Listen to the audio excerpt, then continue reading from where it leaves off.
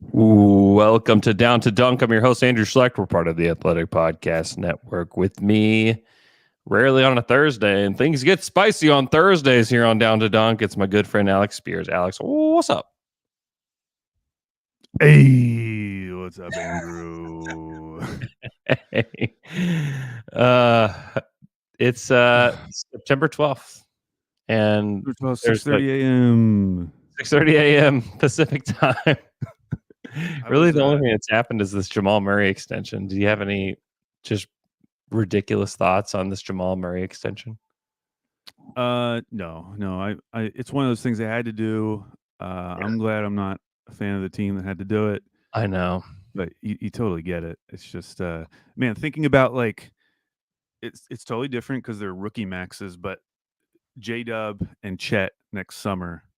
It's like not even you don't even have to think about it. It's like who cares? Like, of course, do it. Yeah.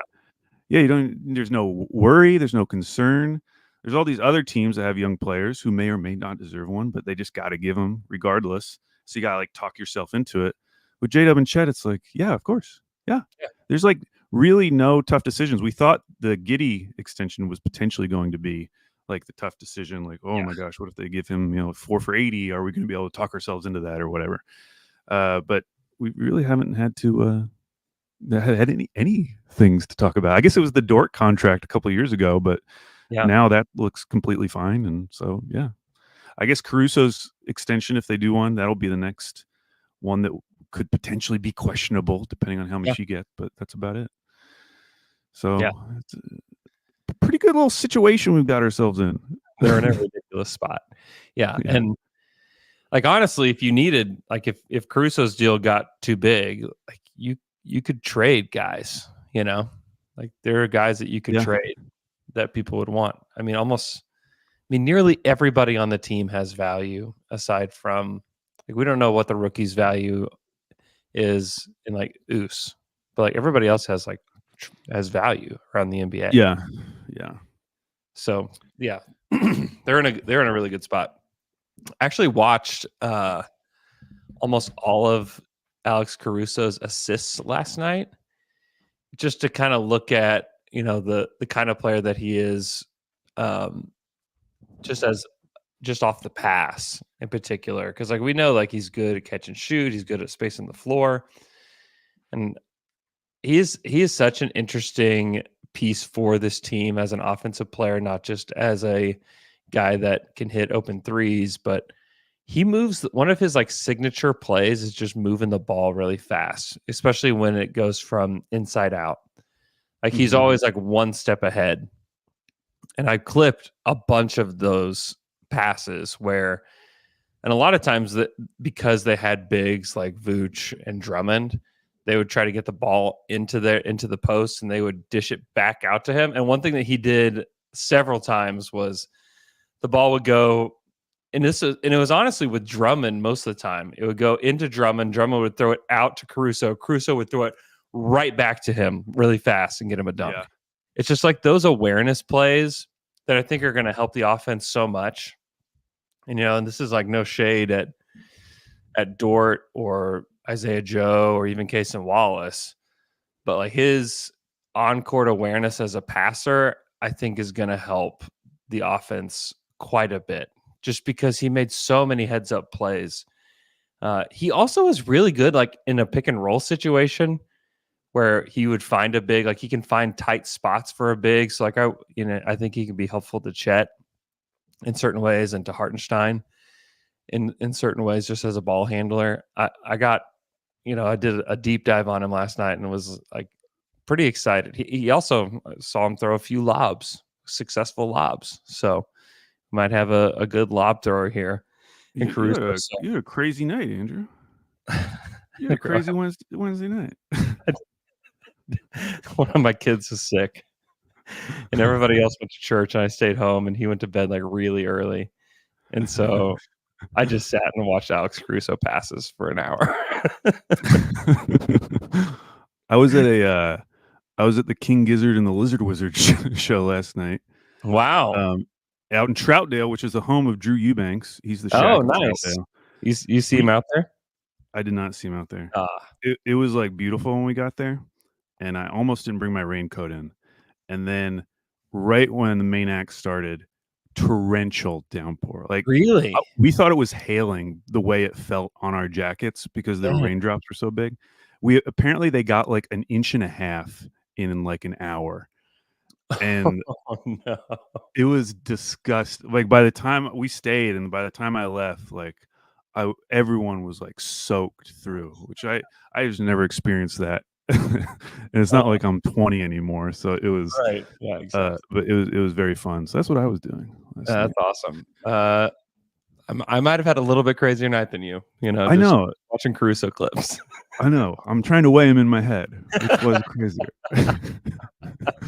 It's sad. I'm just like sitting on my couch, just like, ooh, that one's cool.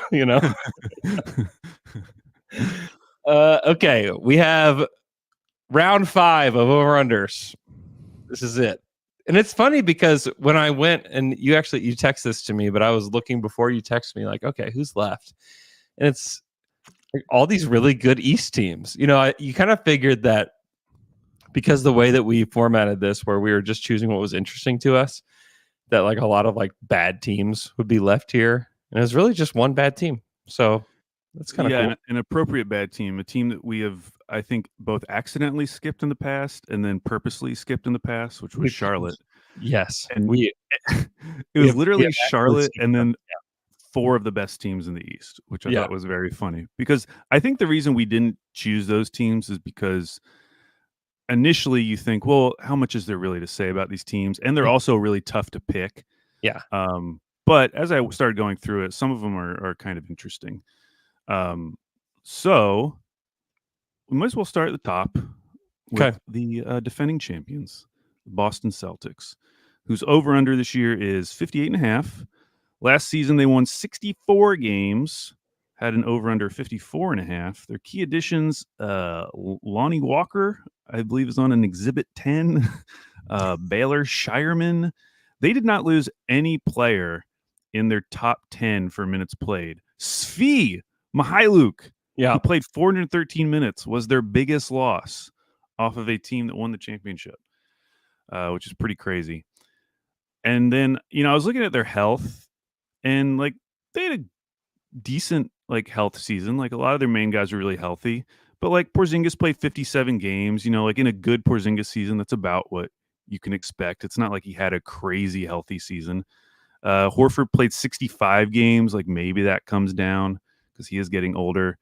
Drew played 69 games, but like everyone else was 70 or above. Mm-hmm. So on the one hand, I do think they had like a pretty good healthy season, but they're also like really deep. And so like they can afford some level of injury, as we saw with Porzingis last year.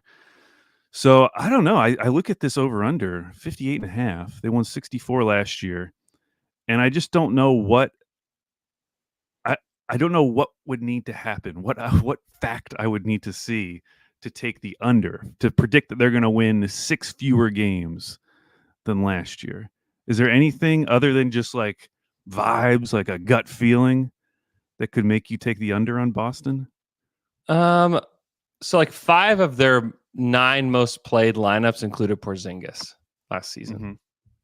And so just the fact that he is likely to miss a huge chunk of the season.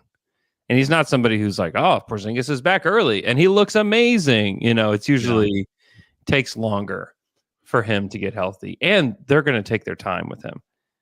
So like, even if they won 57 games, like that's a lot of games. Like that could still even get you the number 1 seed in the Eastern Conference. I could see them going that direction. The reason why I would take the over is it has been one of the weirdest summers for a defending champion ever. This has been well documented. But the fact that they can come into this next season with suddenly having a chip on their shoulder because of things that have happened this summer with specifically their 2 best players, Jason Tatum and Jaylen Brown, is so interesting. Like I don't like what other champion has like been, from their perspective, like been disrespected like this. Like when does this happen? Like it usually doesn't happen. Usually it's like, when the Mavs won the championship, it's like, is Dirk, top 5 all time? Is he better than Larry Bird? I remember people having that conversation. It's usually like we just go the complete other direction, but now it's like, well, Jason Tatum might just be a sucky role player, and Jaylen Brown doesn't get selected to go to Team USA, and I mean it's just weird. It is just a weird position, and it's honestly maybe a better one for them than just like riding high, because it does feel like they still need to prove something to people, which I don't even know what they would do to prove it. I guess win it again, but it's just a weird position that they find themselves in. Yeah, it feels like the things that they could prove, I don't even know how they would happen, because it'd be like, what would Jason Tatum need to do to be like a legitimate MVP contender? Right. Because like as good as that team was last year, won 64 games, like no one was really talking about Tatum as an MVP contender. Yeah. Like it was Jokic, it was Luka, it was Shea. Like those are the three guys that most people were talking about. Some people were talking about Giannis as well. And then maybe then you would throw in Tatum, although a lot of people by the end of the season were talking about Brunson more. So I don't even know what he could really do, because I just don't think he's that level of player, which is fine. Like I think he's right outside of it, but maybe he could take a leap. Maybe Jaylen Brown could take another leap. I don't know, but I just feel like this is who they are. They're an incredibly deep team who can withstand so much. I mean, you brought up those most played lineups with Porzingis. The crazy thing is that their winning percentage in the Porzingis games was actually worse. Like we were on a 61 win pace with Porzingis, and they won 64 games. Now, I think a lot of that is they got lucky in who they played, like without Porzingis. I'm looking at some of these wins they had without Porzingis, and it's like Washington, Charlotte, Washington, Utah, Portland. Yeah. So they probably caught some breaks there, Brooklyn. But yeah, I'm not like super worried about Porzingis being out for a long time, assuming that he does come back. Like assuming that when he comes back, they just slot him right back in and everything's cool. Because if he does get extended and we're not seeing him until like the All-Star break, and then you're like just banking a lot on Al Horford and Luke Cornett, then maybe it starts getting a little dicey. But for right now, I just think this team is so deep. And as we talked about, the bottom of the East is so bad that I just think they're going to be able to do it again. Mm-hmm. Yeah, there's a lot of gimme games for them. Yeah. In the East. Yeah. I will go over. Like, I just think they're going to win 60 games again. Like, even if they just won 60, it'd be less than last year and still hit their over. So I'm taking the over. I don't know that I'd lock it in, but I would take the over. Our next team, another East team, the New York Knicks, who over-under is 53.5. Last year they were 50-32. Yep. With an over-under at 45.5. A lot of additions: Mikal Bridges, Campaign, Chuma Okeke, Tyler Kolek, Pacome Daddier.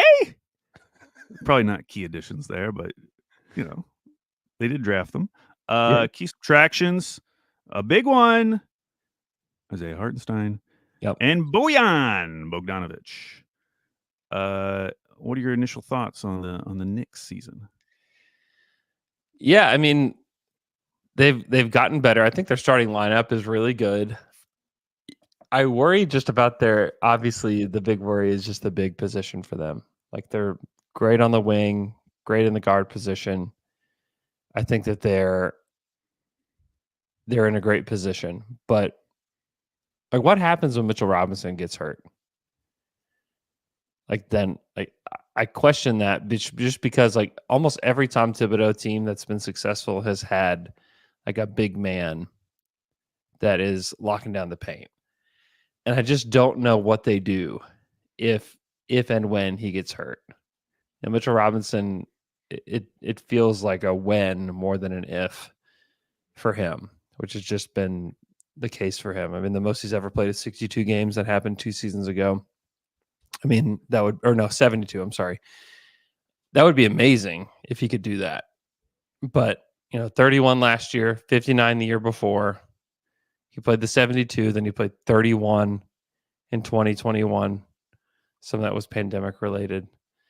But he needs to play 60 plus games, I think, for this to like really work for them.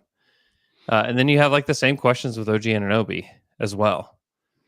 Like if there's stretches where OG and Mitchell Robinson are missing time, they are a little bit deeper than they were last year.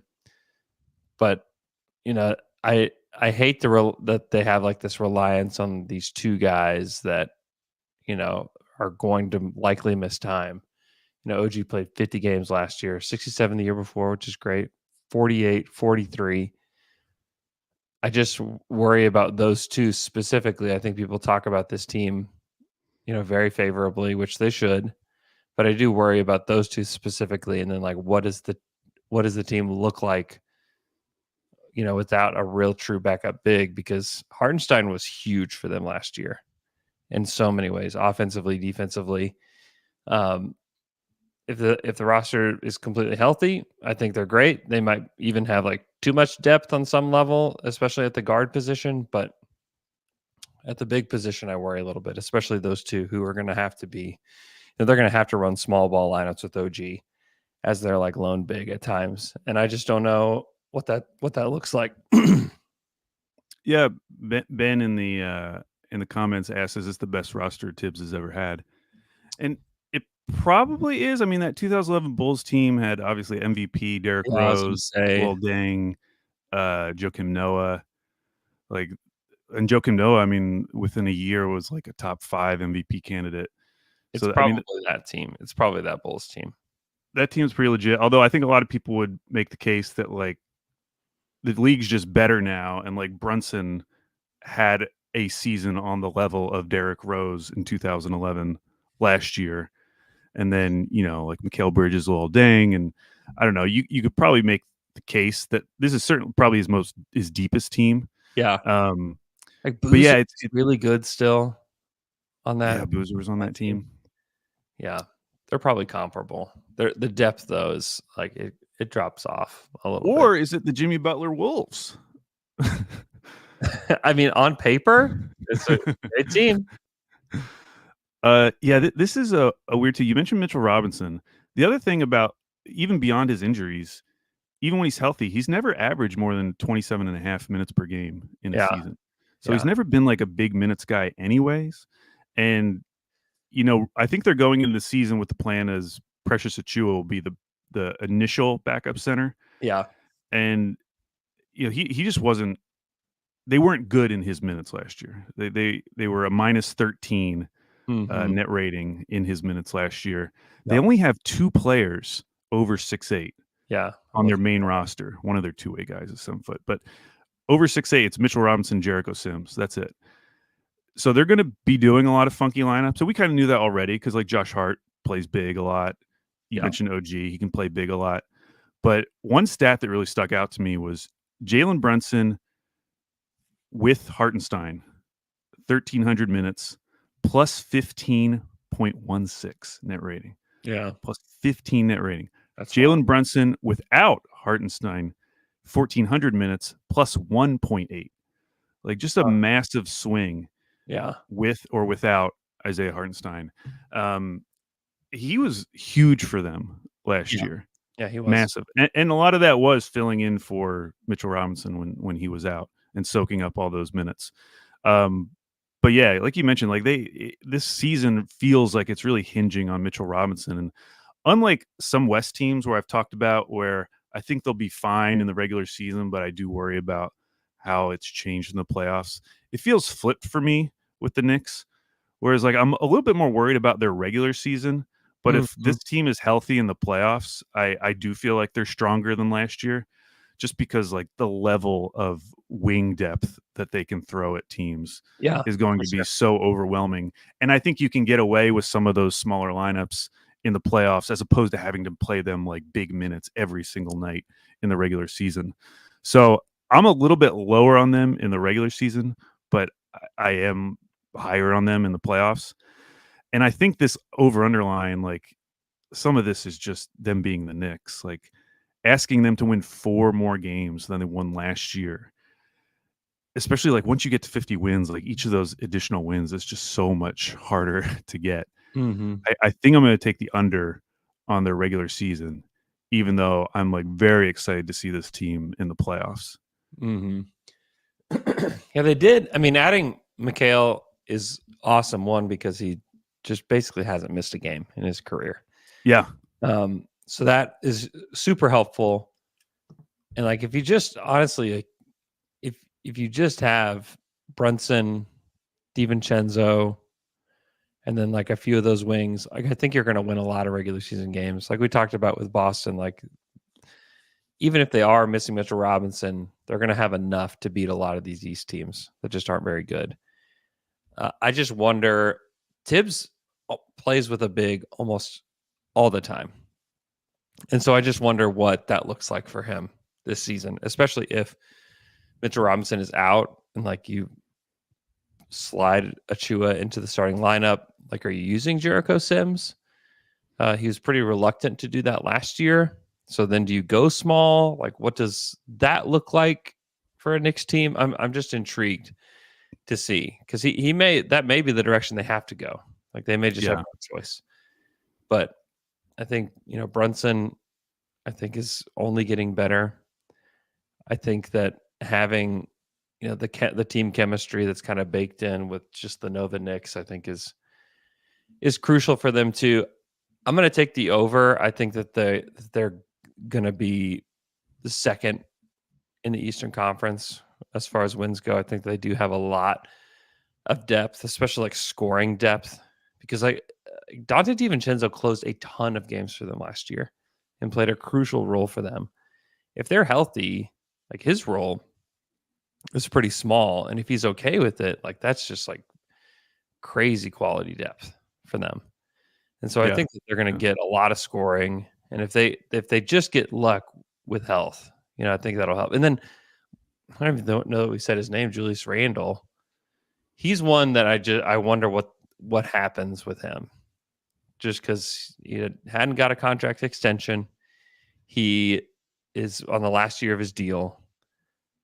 I don't know if he exactly fits with them. They played well in the playoffs without him. It feels like they developed an identity without him.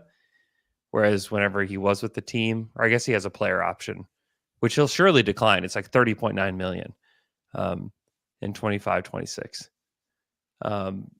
So yeah, I'm just curious what that situation looks like with Julius, because he's clearly a very good player. He's made All NBA recently. I think the year before he made All NBA. So obviously a quality player. I'm just curious to see, like, what does this team look like with him? And you clearly don't want him to be your small ball center. Offensively, it's great. Defensively, it would be a mess. But he's a huge piece of like what happens this year. And can they trade Randall to somebody? I think he's like in the same vein as like a Brandon Ingram. Is like, where do you trade him? Who would want this player? They're going to have to, once you get him, you're going to have to extend him, or you're going to have to give him a new contract. I mean, there's just, I don't know. I think there's just a lot of questions about Julius Randle with this current Knicks team that I don't really have a good feel for. Well, that's our first disagreement, Andrew. That's Yeah. nice coming early. Next up is Philly, who has an over-under 52.5, won 47 last year. Their over-under was 48.5. I feel like they overturn their entire roster every season. This year, they've overturned it to Paul George, Caleb Martin, Andre Drummond, Reggie Jackson, Kyle Lowry, Jared McCain, and Gershon Yabusele. Their key subtractions, this is 6 of their top 9 in minutes played last year. Tobias Harris, Paul Reed, Nick Batum, D'Anthony Melton, Patrick Beverly, and Buddy Hield. Yeah. Man, it just feels like with Embiid every year, it's like, hey, here's 7 new teammates to learn how to play with every single season. You hope that they get some stability with this squad. I mean, you feel like Paul George will be around a while. Caleb Martin will be around a couple seasons. Jared McCain, I think he'll be good. I think this is a good fit for him. He'll be around a while. So I don't know. This one is really hard for me to figure out, because it's hard not to immediately just make it about health. Yeah. because how do you not, with not just Embiid but Paul George as well. Mm-hmm. I do love the fit with all of their new guys. I Yeah. mean, having a top three of Maxey, Paul George, Embiid is like pretty incredible. Yeah. And Andre Drummond, whatever you think about him, he is clearly the best backup center they have had in the Embiid era. Yeah. Other than Al Horford, who just didn't work. Like Al Horford was definitely the most talented. But Andre Drummond is the best like real backup center, because Al Horford was a little overqualified for that. And they were trying to do like the double big thing and stuff. But Yeah. I think Andre Drummond, like that, he like I remember making jokes about him at the trade deadline last year because everyone was like, OKC just needs to get Andre Drummond and they'll win the championship. And I thought it was so stupid. But there are teams like the Sixers where I'm like, you know what, Andre Drummond, they could just get someone. It doesn't have to be amazing, but like putting all of your hopes and dreams in like B-Ball Paul or like Mo Bamba as guys who can come in and just like hold the fort while Yeah. Embiid is out. Yeah. I think Yeah. Andre Drummond has a much better shot of doing that than any of those guys that they've had. Yeah. And like their identity when Embiid is out is gone anyways. So like you just need like somebody just to eat minutes. Yeah. You know, with the Thunder, it's like, hey, if somebody is out, even if it's Shea, we're still going to play the same way. And like Right. we need people to play this specific way. With the Sixers, it's like Embiid's gone. Well, whatever the next plan is, like bring him in. Like we don't know what we're doing. You know, because I mean Embiid in his 39 games last year, you know what his usage percentage was? It was probably like 33 or something. It was 39.6. Wow. Like 39. he was almost half of all their touches when he was in the game. So like that is crazy. Like that is who they were. I think if they have any hope of one, him staying healthy, and then two, of like getting to the playoffs and like feeling good about what you're doing, he has got to be closer to like 33 or 30. Yeah. Because like this 40% usage rate is just outrageous. Like he just can't carry the load. And he had to last year for a lot of reasons. But we talk about the depth. We talk about adding PG. It's great. He cannot do that again. He just cannot do that again. I mean, and he shouldn't have to. Like, I mean, we saw like how good Maxey was in the playoffs. Like, it feels like he can take on even more. And now you're bringing in Paul George, who we know is really good when you're not asking him to be like the number one guy on your team. Mm-hmm. Although, to his credit, he did take the Clippers as the number one guy to their first conference finals. But him being in like a lot of times he'll be in that third role, like the third star on offense. I mean, that is just like an incredible fit for this era of PG. So this is a very dangerous over-under. Yeah. Because you could definitely see it going either way. I'm going to be a little optimistic on the Sixers because I do like the fit of their 3 stars. So I am going to go over. But I could totally see my picks for the Knicks and Sixers being flipped. And it's solely being because of injury. Like Mitchell Robinson could stay healthy the whole season. They're winning, 58 games. Philly could have one injury to Paul George or Embiid, and they're back down around 45, 47 or something. Yeah. What's the number again? It's 52.5. So they have to win 53, which is 5 more than they won last year. Yeah. Yeah. PG played the most games that he has in a while. Really since he was very healthy. He's played 74 games. The Clippers are cursed, man. Here are the other years of Paul George with the Clippers. 56, 31, 54, 48. It's like, oh my gosh. Just what a disaster. And him at OKC, Paul George, he got hurt in the playoffs and was not good in the playoffs, but he played 77 and 79 games in Oklahoma City. Not only did he get hurt, like he was hurt in some of those seasons and still played. And still played through it. Yeah. Yeah. Yeah, he did. Yeah, I'm going to take the under. I think All there's right. I think there's a lot there's a lot of optimism. There's a lot of volatility. There's a lot of volatility. They have, like you said, they have had so much turnover. They've got to like figure out who they are, you know. And it wouldn't be the first time that a Paul George team disappointed, you know. How dare you? You know, I mean, it's true. Like, Yeah, but most of the time when you're talking about disappointment with Paul George, you're talking playoffs. There was a lot of regular season disappointment in Oklahoma City too. Yeah, but was that really Paul George's fault? MVPG's fault? Third in the MVP voting? Yeah. Blame Paul for that. I don't know. I don't know who to blame for it. I also just worry about Embiid's health just in general. He looked great at times in the Olympics. I also worry about he played in the Olympics. Like he's got like I don't know. I think it's great for some guys. I think that it's like an added load to others that needed rest. And so I wonder about that for Embiid. And really it all hinges on Embiid. I mean, let's be honest. Like it's all about him. Because if it's an Andre Drummond, Paul George, Tyrese Maxey team, like that's like they'll still be pretty good, but without Embiid, they're not like the juggernaut that they could be. So I'll take the under just because the Philadelphia 76ers are just a known cursed team. And the minute that you're feeling really good about them is the moment that you should realize like this is going to end very badly. Like it happens every time. So I'll take this next one. I went on BetMGM because I was trying to check one other thing. This one changed since yesterday. Oh, Milwaukee Bucks over under went from 51.5 to 50.5. Oh, what happened? They know? Has something come out? I don't think so. Okay. So last season they won 49 games. Their over-under was 54.5. They've added a lot of guys. Gary Trent Jr., Taurean Prince, DeLon Wright.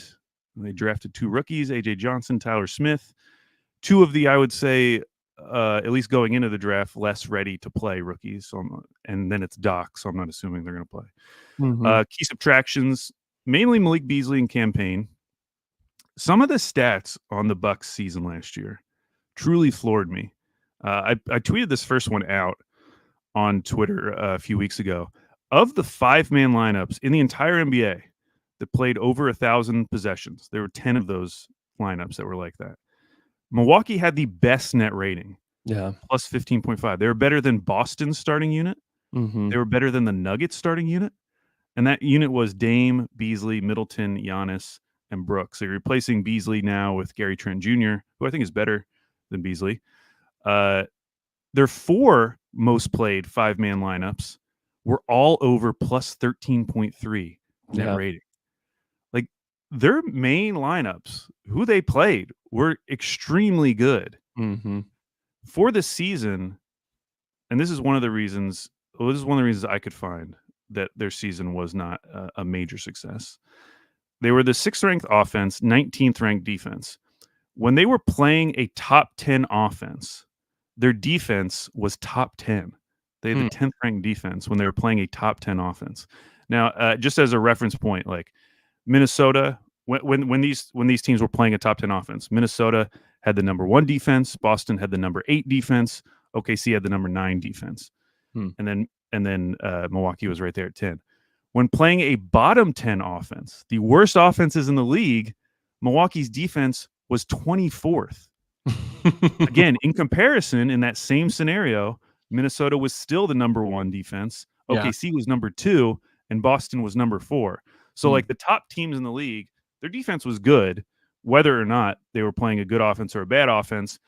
And usually, what you would see is the defense would drop down a little bit, with Boston and OKC, but they were still really good. It was completely flipped with Milwaukee. Their defense was 24th when they were playing the worst offenses in the league. And now that kind of sounds like a OK3 type of stat. That feels very, yes, dude. It's like something they would have done. I just remember playing the Kings in the middle of the season, and they're favored by like 11. And you're like, all right, they're going to dominate them tonight. And then suddenly the Kings are up, 13 in the first quarter, and you're like, what is happening? Like, what is what's going on here? So I don't know if that's encouraging or not. I mean, it seems like something that they should be able to get better at. Yeah. Because hey, these are the worst offenses. Like, it's not like you're so bad when you're playing good teams. Like they were pretty good when they played the good teams. Yeah. So yeah, they just had a really weird season. Like, a lot of the underlying stats suggested that, like, yeah, this was like an elite team, and a lot of that probably got covered up because they had the injury in the playoffs, and they were just like for multiple seasons in a row now. And so you get to the playoffs and you just don't really take them seriously because, they're not full strength. This isn't really the Bucks. And you just kind of forget that, like, that was a really good team. It just didn't work out for multiple reasons, both in the regular season and the playoffs. I'm going to go back and look and see what the OK3 did. Oh, yeah. That'd be interesting. Real quick. Yeah. I do love the additions of Gary Trent, Taurean Prince, and DeLon Wright. I think those are just guys that help you in the regular season win games. And I think that just upgrades their roster in a pretty significant way. You have Lillard for another year, which I think will just be helpful, just to have a little bit more chemistry. There's all the weird stuff about him saying like he wasn't really working out during the past offseason, which is, just honestly such a strange story. And I assume he worked out this offseason. I think it's safe to assume that. So I just think they're going to come out the gate a lot better. And I think Giannis has a chip on his shoulder coming into this season too, where like he's a little bit forgotten in some ways. And it wasn't that long ago that he won the NBA title and was just putting up monster numbers. And I think he's still like one of the best players in the league. There's also been people hating on him a little bit this offseason. Like, I don't get it. Like, he's an amazing player. So I'm taking the over. I think they're going to be really, really good. And yeah, I also did not know that they got Andris Pašeknieks on their team. That's just a weird pickup. Oh, he was a guy. He was drafted by the Sixers, right? Yeah, but like we at one point thought it was the Thunder, but he ended up going to the Sixers. I don't know. He's 28 years old on a two-way. It's just very interesting. Okay, so I got the stats for the OK3 season. Let's hear it. When they were playing a top 10 offense, they had the 10th ranked offense and the 6th ranked defense. That feels right. God, they were great. Remember the game they won in Oklahoma City against the Warriors? Yeah. Like they killed them, and like Melo was amazing. That game was that was a fun night. When the OK3 were playing a bottom 10 offense, they were the 16th ranked offense and 20th ranked defense. Wow, that feels so right. That feels so right. Dude, that's what I'm saying. We could have a little bit of that going on in Philly. PG could bring a little bit of that to the table in Philly. That's crazy. That is so crazy. God, that team was annoying. That's the stat to define that team. I mean, that was the "Are we having fun" season, right? Oh yeah, that was the "Is this fun" argument. Yeah. Taylor should have just brought up those stats. That's all we needed. I know. Yeah, the only argument that has ever rivaled the fun debate was the AI debate that we had. Right.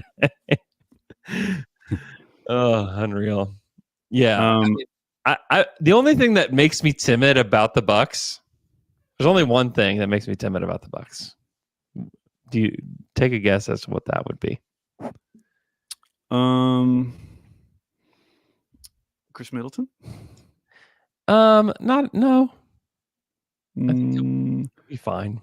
Brook Lopez? No, it's Doc Rivers. Oh. I could just have a hard time believing in a Doc Rivers led team. But see, that's another playoff thing. That's a playoff thing. It's true. Doc. That's true. I don't know. I don't know. If my coach was going on the Bill Simmons show, I'd be a little leery of that, to be honest. Can you imagine Mark Daigneault going on the Bill Simmons show? Well, no, of course not. I couldn't imagine him going on any show ever. True. I mean, Doc is a politician. He loves getting out there. He is. He loves talking. What's the over under again? It's 50.5. We got an extra game. Yeah. Give me the over.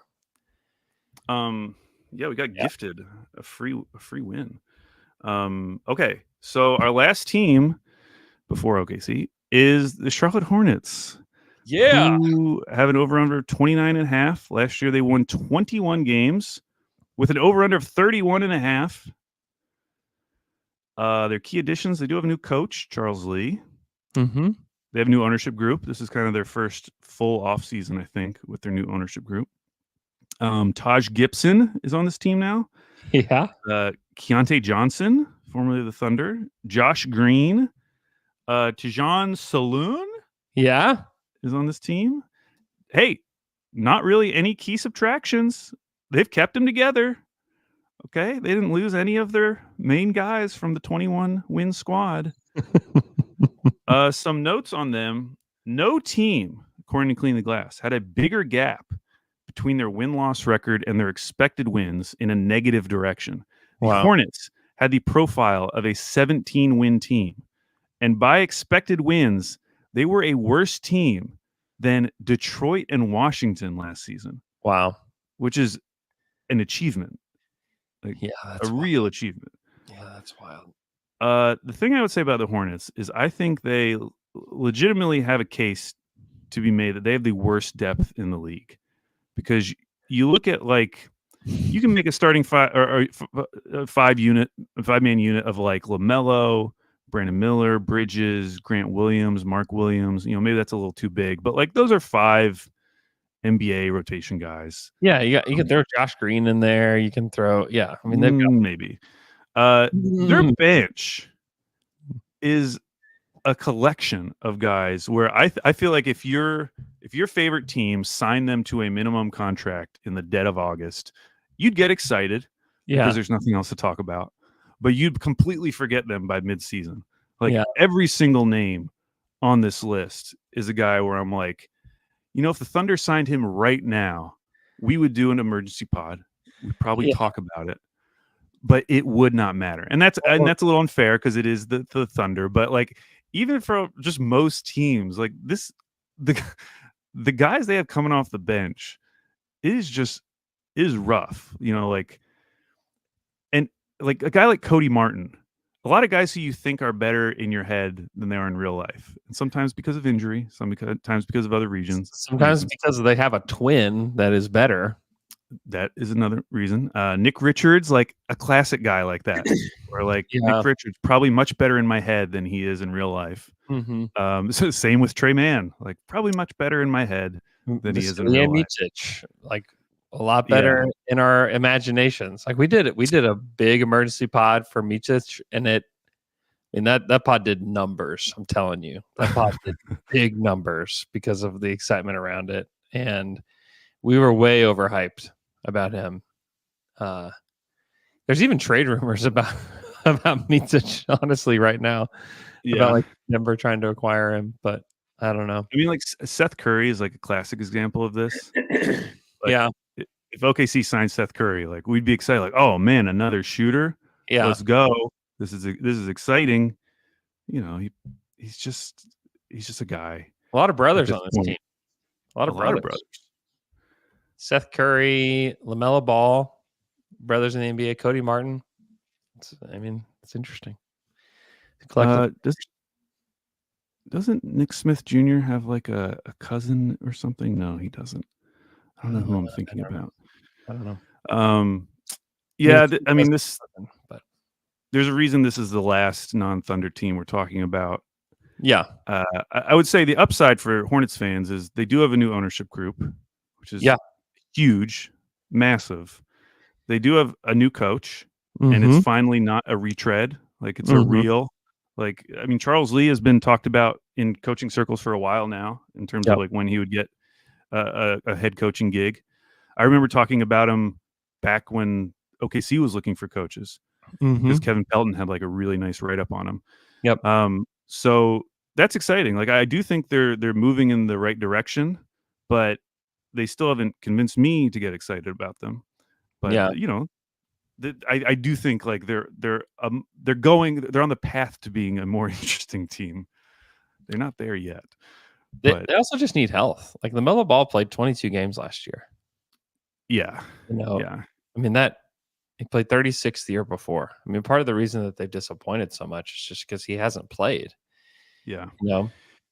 Although I think it's really easy to imagine a scenario where, hey, if these guys are healthy, like obviously they could be a 35 win team. Remember that year when they won 35 games with basically the same lineup? I don't know. I was saying that last year. Yeah. Uh, One thing I do think is interesting though is if you look at LaMelo's on-off numbers, it's not like he has some like game-changing effect when he's on the court. Yeah. Like they've been better in his minutes, but it's nothing like you see with some of the more like traditional stars that we talk about. Mm-hmm. Um, they've been better, but he hasn't been like changed. It's not like they're like a +8 or +10 in his minutes or anything. They've been like +1 to +2 in his minutes. Mm-hmm. So even if he's healthy, I'm not convinced that that just instantly shoots them back up into like the mid 30s range. Now they could get. I could see this team winning like 30, 31 games. That wouldn't shock me. But I do wonder with the new ownership group, are they going to be having a more long-term vision with this, which MJ never did? Yeah. And will they see like, hey, we're in this awesome spot where one, no one's paying any attention to us. No one cares. Oh yeah. And we have a chance to get another really high pick, this time in a really good draft. Are we really going to risk that to try to win 34, 35 games? I would hope that the new ownership group is not going to operate in that same MJ brain Yeah. that they've operated with and for it feels like forever. Yeah.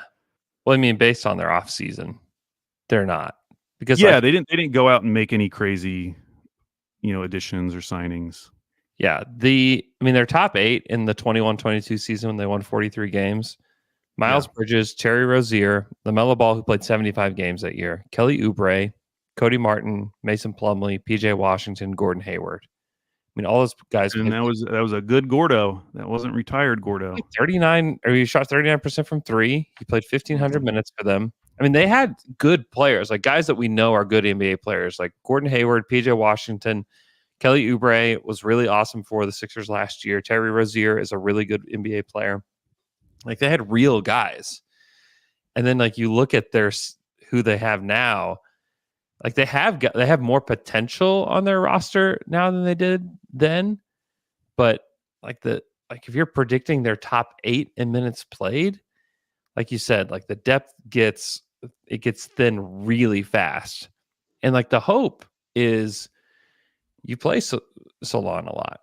You play Brandon Yeah. Miller all the minutes. You give hopefully Mark Williams can be healthy enough. That's also been like an issue for them is like he played 19 games last year. Yeah. He's like he needs to play more.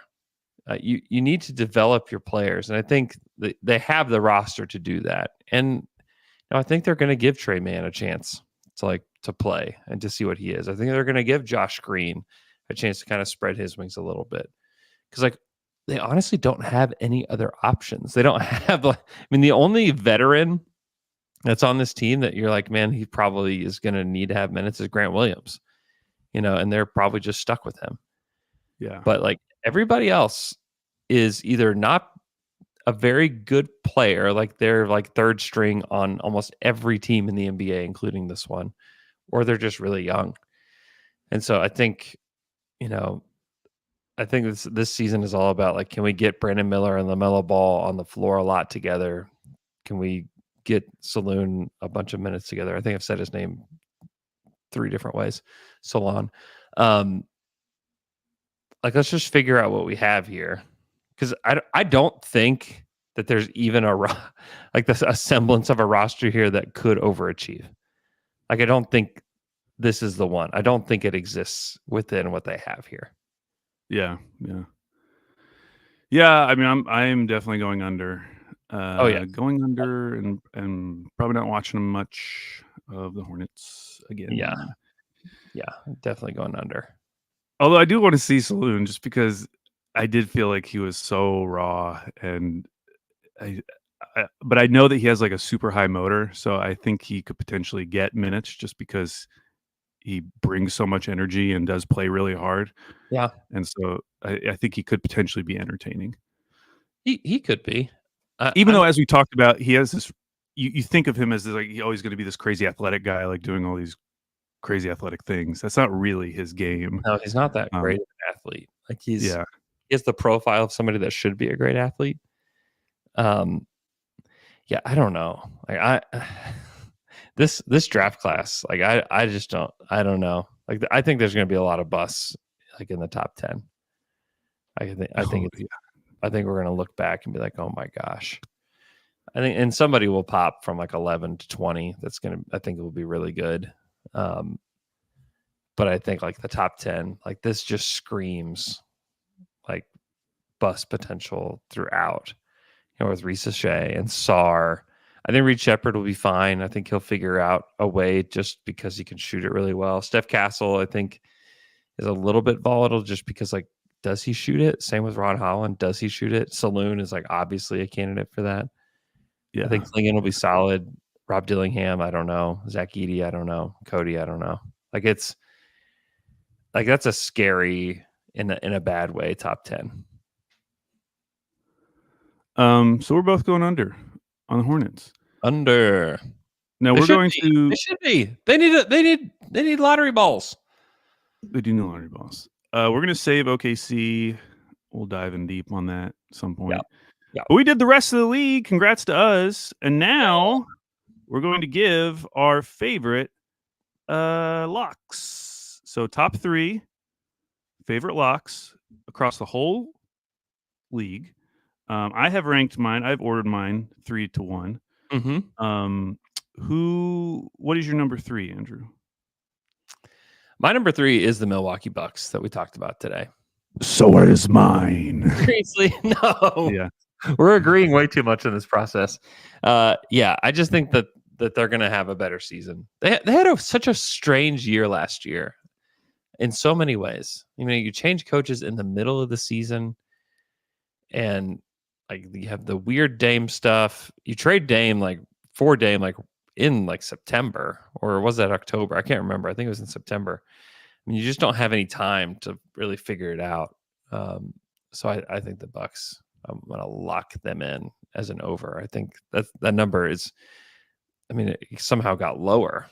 So yeah, I'm the same way. My number 2 is the Utah Jazz under 29.5. The Jazz will finally suck. Finally, after years and years of fake trying, they will trade away Jordan Clarkson and maybe Colin Sexton. Yeah. Maybe they don't, and it doesn't even matter. I think they're going to be terrible. They're playing so many hopefully we'll be playing so many young guys that they're going to be terrible, even if they have Markkanen. And I do wonder, especially if they trade Walker Kessler. I know he didn't have a great second season, but if they trade him, that would make me feel even more confident, just knowing that they don't have like a steady center that they can just throw out there. Yeah. So that's my number 2. What's your number 2? Mine is the under for the Chicago Bulls. I think they're anti-Giddies. I just think they're not going to. I just think I don't think that there is a possibility of a good defense in there. Like I just don't think. Yeah. I don't think that they have it, which is okay. It's choosing a direction. They need to choose a direction. And honestly, the biggest signal to me to take the under is that they signed Kenny Lofton Jr. And that's just the sign hey, we're tanking. We're bringing in our tanking character. Here he comes. He's lovable. You're gonna just love every minute that he plays. And that to me is just the signal hey, we're tanking. We need a character. Every tanking team needs a character. My number 1 lock over under Golden State Warriors over 43.5. Yeah. Listen, I look at who they're grouped with. They have the same over under as Houston and the Lakers. And I get it. Those are the teams they've been hanging around with for the last few seasons. But I look at this team and the depth that they added with guys like Kyle Anderson, DeAnthony Melton, Buddy Hield. And I just think that they're closer to the group above them. That's like, Phoenix Suns 47.5, Sacramento's at 46.5, New Orleans is at 46.5. I just think they're closer to those three teams than they are to the Lakers and Houston. So I don't know why it's so low. I mean, I get it. They've had like several disappointing seasons, but I think as long as Steph is healthy, the added depth on this team for once, like they're not playing. There's no Wiseman anymore. Like they don't even if they don't even want to play like Moses Moody, they don't have to. And now they still have those young guys though. Like they still have Kuminga and Pajemski and what's the center's name? Why did I forget instantly blank on his name? Saric? No, not Saric. He's on the Nuggets now. The rookie. Oh, right. Is it what? He's got 3 names. Yes. Why can I not remember him? Hold on. Oh my God.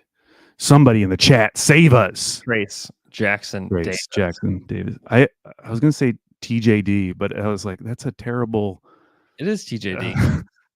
I know, but those initials aren't like catchy in any way. They got GP2. They got TJD. TJD. A big fan of TJD. It felt weird coming out of my mouth, so I was hesitant to say it. But yeah, that is correct. TJD. Yeah, I just feel like this team is, and Lindy Waters.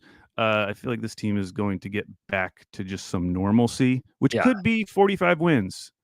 I don't think they're going to be like a top 4 seed in the West, but I think that they're slightly above that group of teams. That they've been paired with. So that's why they're my number 1. Yeah. My number 1 is I'm locking in the Dallas Mavericks to go over. Yeah, to go over. I just think like they developed an identity after the trade deadline. They're going to keep that identity and they're going to add Klay Thompson to it. I just think they're going to win a ton of regular season games. I think they'll win like 55 games or something. And I think that they'll easily hit the over on there. Like, I just think their defense is going to be good out of the gate. And I think they're going to be a great regular season team. So I'm going with the Dallas Mavericks as my number 1 lock. Okay. All right. I have to go, Andrew. Okay. Farewell. Thanks so much for listening to the show. Hey, on Friday, we are going to reveal Down to Dunk Night 2024. So be on the lookout for that on Friday. Hope everybody's doing great. We will talk to you guys again on Friday.